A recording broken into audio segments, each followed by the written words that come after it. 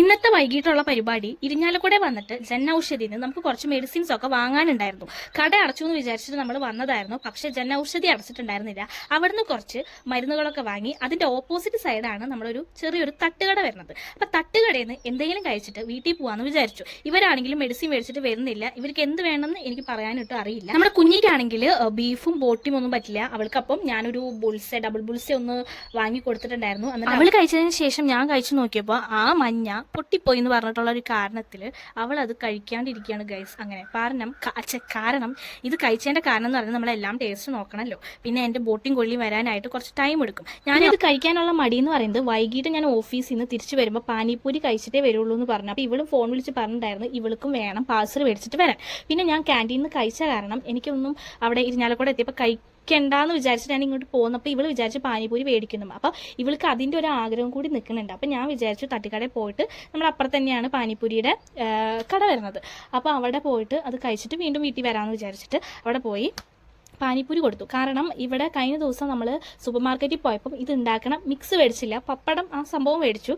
ഇവിടെ വന്നിട്ട് അത് വറുത്ത് കഴിച്ചപ്പോൾ അതിൻ്റെ ഉണ്ടാക്കണ മിക്സ് നോക്കിയപ്പോൾ കുറച്ചും കൂടെ ബുദ്ധിമുട്ട്, കുറച്ച് ഹൈക്ക് ടെക്നോളജി ആയ കാരണം അവൾക്ക് അത് ഉണ്ടാക്കാനായിട്ടുള്ള ഒരു മടി കാരണം അവൾ പപ്പടം മാത്രം വറുത്തിട്ട് കഴിക്കുകയാണ് പതിവ്. പിറ്റേ ദിവസം വന്നപ്പോൾ അതിൽ എന്തോ മറ്റേ സോസൊക്കെ ഒഴിച്ച് കഴിച്ചപ്പോൾ അവൾക്ക് ഭയങ്കരമായിട്ട് ഇഷ്ടമായില്ല. കാരണം ആദ്യം കഴിച്ചതിൻ്റെ ടേസ്റ്റ് പോയി. അപ്പോൾ ഈ പ്രാവശ്യം വന്നപ്പോൾ ഇത് പാനിപ്പൂരി കഴിച്ചില്ല. ബാക്കി അവൾക്ക് എന്ത് വേണമെന്ന് പറഞ്ഞു, ചോക്ലേറ്റ് ദൽഡി അങ്ങനെ എന്തോ ഒരു സംഭവം ഉണ്ട്, അത് മതി എന്ന് പറഞ്ഞു കേട്ടോ. അപ്പോൾ അത് മേടിച്ചു കൊടുത്തു. അത് മേടിച്ചു കാരണം പാനിപ്പൂരി നേരത്തെ വീട്ടിൽ നിന്ന് കഴിച്ച് കൊണ്ടുവന്ന കാരണം അതിൻ്റെ ടേസ്റ്റ് വന്നാലും ഛർദ്ദിക്കാൻ വരുന്നു പറഞ്ഞു. അപ്പോൾ അത് മേടിച്ചു കൊടുക്കുന്നത് ശരിയല്ലല്ലോ.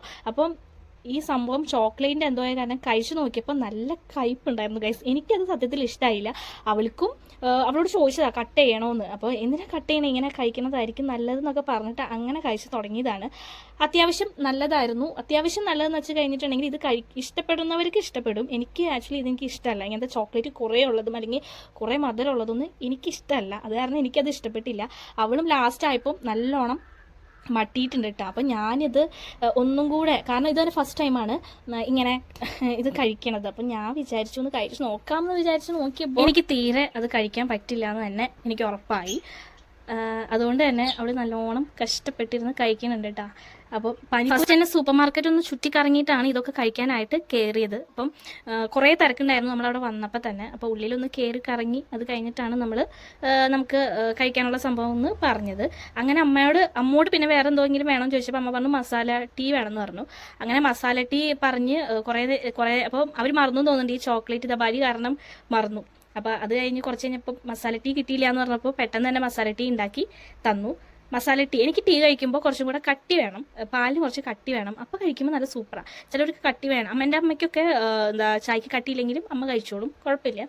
പക്ഷേ എനിക്ക് ചായക്ക് കട്ടി വേണം. അപ്പം ഞാനതൊക്കെ മേടിച്ച് കൊടുക്കും വേണം. എന്നിട്ട് ഇവരുടെ എക്സ്പ്രഷൻ ഇട്ട് ഞാൻ കാണും വേണം. ഞാനാണെങ്കിൽ ഫസ്റ്റ് കഴിച്ചും കഴിഞ്ഞു. അപ്പോൾ ഞാൻ ഉള്ളിൽ പോയിട്ട് ഒന്നും കൂടി ഒന്ന് കറങ്ങി മൂലൻസൊക്കെ അത്ര ആയിട്ടാ. അങ്ങനെ രണ്ടാളും എന്താ പറയുക നല്ല ബുദ്ധിമുട്ടിയിട്ടാണ് അവിടെ നിൽക്കണത്. കാരണം അത് എങ്ങനെയെങ്കിലും കഴിച്ച് തീർത്തേ പറ്റൂ, എന്നാലല്ലേ നമുക്ക് പോകാൻ പറ്റുള്ളൂ.